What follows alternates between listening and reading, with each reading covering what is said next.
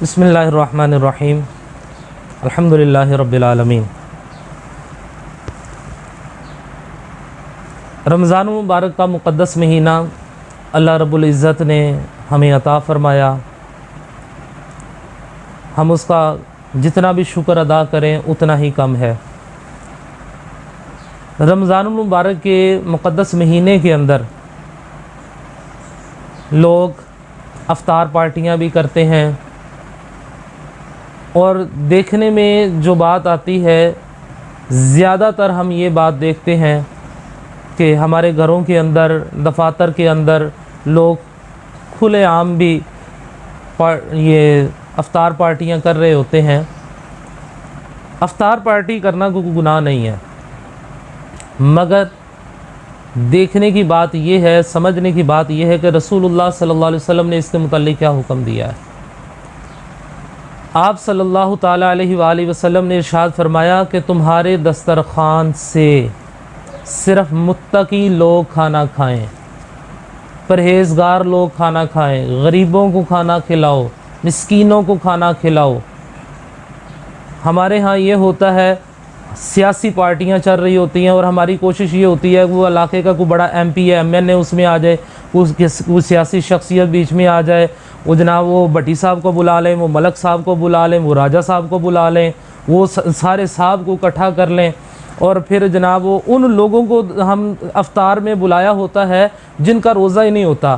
اور ہم اپنی واہ واہ کر رہے ہوتے ہیں کہ جناب ہم نے روزہ کھلوایا ہے۔ یاد رکھیں، اسی زمر میں ایک حدیث ہے، رسول اللہ صلی اللہ تعالیٰ علیہ وآلہ وسلم نے ارشاد فرمایا کل قیامت کے دن تین شخص ایسے ہوں گے جن کو منہ کے بل گھسیٹ کر جہنم کے اندر ڈالا جائے گا۔ ان میں سے ایک سخی بھی ہوگا،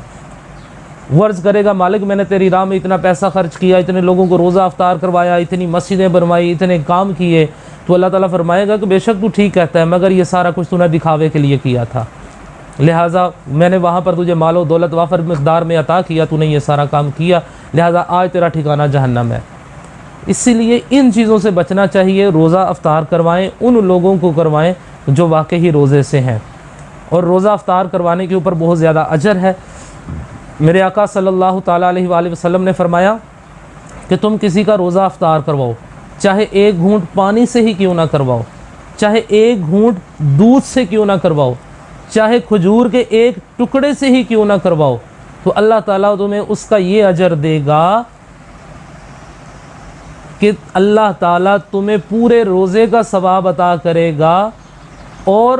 جس کی تم نے افطاری کروائی ہے، جس کا تم نے روزہ کھلوایا ہے، اس کے روزے میں سے ذرا سی بھی کمی بھی نہیں ہوگی۔